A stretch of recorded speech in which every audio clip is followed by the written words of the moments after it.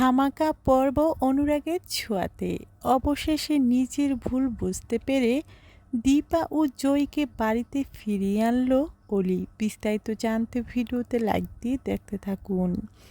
বন্ধুরা, অনুরাগের ছোঁয়ার আগামী পর্বে আমরা সবাই দেখতে পারবো সোনা বলে কী কারণে তার মাকে ঘৃণা করে।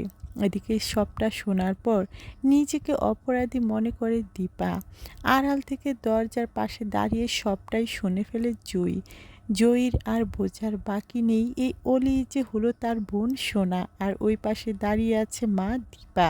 ঠিক সেই সময় চলে আসে জয়ী, এসে নিজের পরিচয় দেয়। কারণ আর না, অনেক হয়েছে। জয়ী, সোনা, দীপা ও সূর্য এভাবে কষ্ট পাবে কোনোভাবেই মানতে পারে না রূপা। নিজের বোনকে বুকে জড়িয়ে হাউমাউ করে কান্নায় ভেঙে পড়ে। দীপা বুঝতে পারছে না হঠাৎ করে এমন কেন করছে। তারপরে জয়ী বলে, মা আমাকে চিনতে পারছো? আমি তোমার হারিয়ে যাওয়া মেয়ে রূপা। এদিকে অলি বলে, মা না, আর না, অনেক হয়েছে, চলো তুমিও আমার বোন আমাদের বাড়িতে যাবে।